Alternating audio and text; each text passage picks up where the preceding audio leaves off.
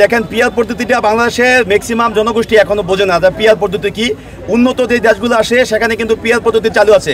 তো উন্নত দেশের সাথে তুলনা করে আমরা দেখেছি পিছনে বিভিন্ন পদ্ধতি, বিশেষ করে শিক্ষা কাঠামোতে বিভিন্ন পদ্ধতি চালু করা হয়েছিল, কিন্তু সেগুলো কিন্তু সফল হয়নি। তো আমি মনে করি বাংলাদেশের মানুষ এখনো গণতন্ত্রের ব্যাপারে শতভাগ, তারা কিন্তু এখনো বুঝেন না, এবং গণতন্ত্রের সুষ্ঠু চর্চা কিন্তু বাংলাদেশে নেই, অতীতে ছিল না। তো সেক্ষেত্রে পিয়ার পদ্ধতি এই মুহূর্তে চালু করাটা বাংলাদেশের জনগণ যদি রায় দেয় সেখানে করা উচিত হবে বলে মনে করি।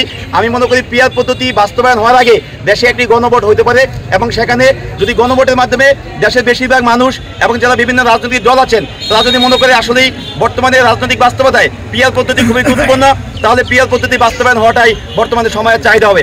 আর যদি দেশের মানুষ মনে না করে যে পিয়ার পদ্ধতি বর্তমানে কোনো দরকার নেই, তাহলে পিয়ার পদ্ধতি প্রয়োজন আছে বলে আমি মনে করি না। যেই রাজনীতিতে আমাদের জনমানুষের কথা বলবে, মানুষের কল্যাণে কাজ করবে এবং সকলের সাম্য প্রতিষ্ঠিত হবে। কিন্তু আমরা দেখেছি সবসময় সেখানে পুঁজিবাদ বিরাজ করেছে, এবং পরিবারতন্ত্র কায়েমের মাধ্যমে শুধুমাত্র কয়েকটি পরিবারের কাছেই বাংলাদেশের রাজনীতি অতীতে জিম্মি হয়েছিল।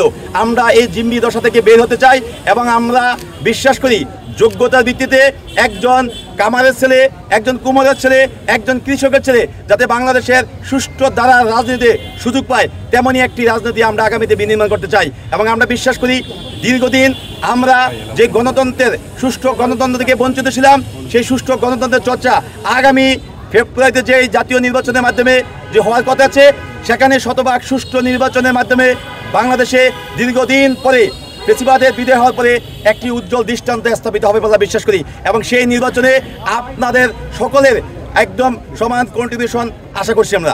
এই যে পিয়ার